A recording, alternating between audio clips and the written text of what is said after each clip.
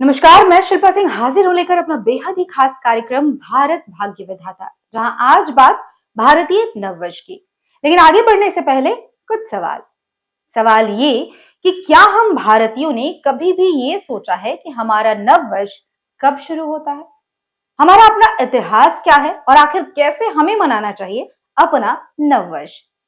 यूं तो ये सवाल बेहद मामूली है, पर आपको ये जानकर हैरानी होगी कि आज भी ज्यादातर भारतीयों को ये पता ही नहीं है कि उनका अपना नववर्ष कब और कैसे मनाया जाता है। क्योंकि आज हम पाश्चात्य संस्कृति का अनुसरण करने में इतने व्यस्त हो गए हैं कि अपने जड़ों से जुदा होते जा रहे हैं। जहां अंग्रेजों के नववर्ष यानी 1 जनवरी के जश्न की तैयारियां महीनों पहले शुरू हो जाती हैं, वहीं भारतीय नववर्ष तो किसी को याद भी नहीं रहता। वैसे याद की बात तो तब आती है जब हमें उस दिन के बारे में ज्ञान हो, पर जब जानकारी ही ना हो तो याद रखने का सवाल पैदा ही कहां होता है। आज ये बेहद जरूरी हो गया है कि युवा पीढ़ी को ये बताया जाए कि हमें किसी और के नववर्ष से ज्यादा अपने नववर्ष का उत्साह मनाना चाहिए। मैं ये भी नहीं कहती कि आप 1 जनवरी को जश्न ना मनाएं, बिल्कुल मनाएं, क्योंकि किसी को भी कोई भी उत्सव जब मर्जी हो मनाने की स्वतंत्रता होनी चाहिए। ये उसका अपना निजी अधिकार भी है। पर क्या अपनी संस्कृति और अपने संस्कारों की तिलांजलि देकर उत्सव मनाना उचित है? आज जिस भारतीय संस्कृति का अनुसरण विदेशी कर रहे हैं, उसी भारतीय संस्कृति और सभ्यता को आज हम अपने ही हाथों से तहस नहस करने पर तुले हुए हैं। दरअसल यूरोपीय सभ्यता के वर्चस्व की वजह से विश्व भर में 1 जनवरी को नववर्ष मनाया जाता है। भारत में भी अधिकांश लोग अंग्रेजी कैलेंडर के अनुसार नववर्ष 1 जनवरी को ही मनाते हैं। लेकिन हमारे देश में एक बड़ा वर्ग चैत्र महीने के शुक्ल पक्ष की प्रतिपदा को नववर्ष का उत्सव मनाता है।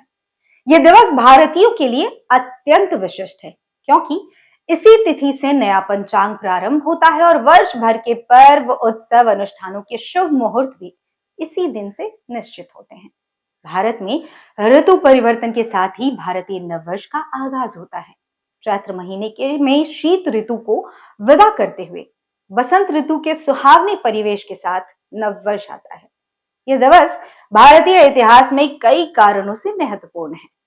पुराण और ग्रंथों के अनुसार चैत्र मास के शुक्ल पक्ष की प्रतिपदा को ही त्रिदेवों में से एक ब्रह्मदेव ने इस सृष्टि की रचना की थी। इसलिए हम नववर्ष का पहला दिन अत्यंत हर्षोल्लास से मनाते हैं। कहते हैं कि इसी दिन से श्री राम और युधिष्ठिर का राज्याभिषेक भी हुआ था। इसी दिन मां दुर्गा की साधना के लिए चैत्र नवरात्र का आरंभ भी होता है और इसी दिन आर्य समाज के स्थापना दिवस के साथ ही राष्ट्रीय स्वयंसेवक संघ जैसे संगठन के संस्थापक डॉक्टर केशव राव बलिराम हेडगेवार जी का जन्म दिवस भी होता है। यही वजह है कि चैत्र मास की शुक्ल पक्ष की प्रतिपदा का दिन विशेष बन जाता है। यूं तो भारतीय कैलेंडर की गणना सूर्य और चंद्रमा के अनुसार होती है, वहीं दुनिया के तमाम कैलेंडर किसी न किसी रूप में भारतीय कैलेंडर का ही अनुसरण करते हैं। भारतीय पंचांग और काल निर्धारण का आधार विक्रम संवत है, जिसकी शुरुआत मध्य प्रदेश के उज्जैन नगरी से हुई। यह कैलेंडर राजा विक्रमादित्य के शासनकाल में जारी हुआ था, इसलिए इसे विक्रम संवत के नाम से जाना जाता है। विक्रमादित्य की जीत के बाद जब उनका राज्याभिषेक हुआ, तब उन्होंने अपनी प्रजा के तमाम ऋणों को माफ करने की घोषणा के साथ ही भारतीय कैलेंडर को जारी किया। वहीं विक्रम संवत आज तक भारतीय पंचांग और काल निर्धारण का आधार बना हुआ है। इसकी सबसे बड़ी वजह यह है कि यह कैलेंडर वैज्ञानिक रूप से काल गणना के आधार पर है। यही नहीं, यूनानियों ने नकल कर भारत के इस कैलेंडर को दुनिया के अलग अलग हिस्सों में फैलाया। भले ही आज दुनिया भर में अंग्रेजी कैलेंडर का प्रचलन बहुत अधिक हो गया हो, लेकिन इसके बावजूद भारतीय कैलेंडर की महत्ता कम नहीं हुई है। आज भी हम अपने शुभ कार्यों को करने के मुहूर्त भारतीय कैलेंडर के अनुसार ही देखते हैं। ताज्जुब होता है, जिस भारतीय कैलेंडर ने दुनिया भर के कैलेंडर को वैज्ञानिक राह दिखाई, आज हम उसे ही भूलने लगे हैं। आज हम भारतीय नववर्ष के दिन एक दूसरे को शुभकामनाएं देने से भी हिचकिचाते हैं, शायद इसलिए कि कहीं हम पर रूढ़िवादी का टैग ना लग जाए। जबकि अपनी संस्कृति संस्कारों का अनुसरण करना रूढ़िवादिता नहीं, बल्कि ये तो वो बहुमूल्य धरोहर है जिससे एक ओर जहां पूरा विश्व आत्मसात कर रहा है, तो वहीं दूसरी ओर हम खुद इस धरोहर को खोते जा रहे हैं।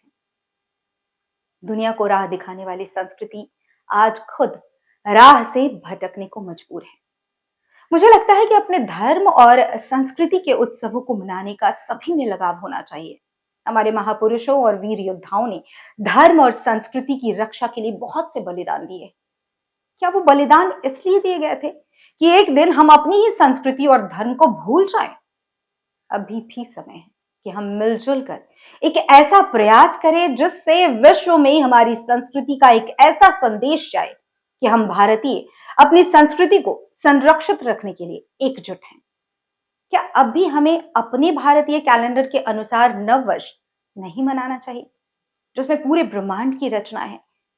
ये विडंबना ही है कि हमारे समाज में जितनी धूमधाम से विदेशी नववर्ष 1 जनवरी का उत्सव नगरों महानगरों में मनाया जाता है, उसका शतांश हर्ष भी इस पावन पर्व पर दिखाई नहीं देता। बहुत से लोग तो इस पर्व के महत्व से भी अनभिज्ञ हैं। आश्चर्य का विषय है कि हम पराई परंपराओं के अंधानुकरण में तो रुचि लेते हैं, किंतु अपनी विरासत से अनजान है। यह स्थिति दुर्भाग्यपूर्ण है, इसे बदलना होगा।